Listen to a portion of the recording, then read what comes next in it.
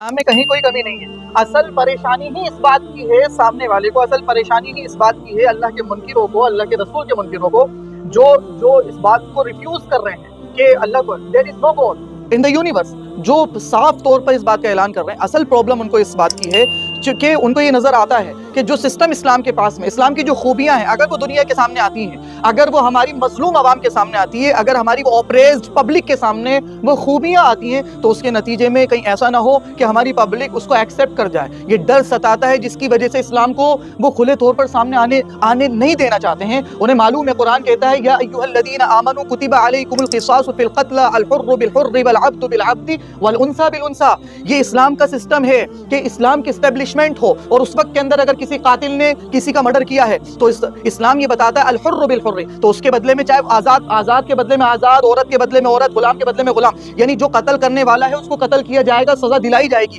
اور یہ سزا اس لیے دلائی جائے گی، جب ایک بار آپ اس کو سزا دلا دیں گے تو انصاف قائم ہوگا، امن قائم ہوگا، دسیوں لوگ اس کو دیکھیں گے کہ اس مرڈر کرنے والے کو سزا کیا دی گئی ہے، تو دسیوں لوگ مرڈر کرنے سے پیچھے ہٹیں گے۔ یہ سارا کالا بازار، جو کالا بازار چاروں طرف پھیلا پڑا ہے، مظلوموں کو استعمال کیا جاتا ہے لوگوں کے مرڈر کروانے کے لیے، اور مظلوموں کی ہتیائیں کی جاتی ہیں۔ کوئی آواز اٹھاتا ہے تو اسے دبا دیا جاتا ہے، اس کو ڈر ہوتا ہے اس بات کا کہ میرا مرڈر کرا دیا جائے گا۔ تو یہ چاروں طرف جو بد امنی پھیلی ہوئی ہے، لوگ اس سے دور آ کر دور ہونا چاہیں گے، اسلام ایکسیپٹ کرنے کے قریب آ جائیں گے۔ اسلام ایکسیپٹ کر سکتے ہیں، جس کی وجہ سے وہ اسلام کو پیش نہیں ہونے دینا چاہتے، وہ اسلام کے اگینسٹ بات کر رہے ہوتے ہیں۔ اس میں بڑی غلطی مسلمانوں کی، انہیں خود نہیں پتا کہ قرآن کیا کہہ رہا ہے۔ وہ بتاتے ہیں قرآن میں یہ لکھا ہے، حالانکہ وہ بات قرآن کے اندر نہیں لکھی، اور مسلمان چپ چاپ بیٹھے ہوئے نیوز چینل کے اوپر یا نیوز چینل کو دیکھ رہے ہیں، تو گھر کے اندر ٹی ویوں کے سامنے خاموش بیٹھے ہوئے ہوتے ہیں، انہیں پتہ ہی نہیں ہے کہ اللہ تبارک و تعالیٰ قرآن کے اندر کیا بات ارشاد فرما رہے ہیں۔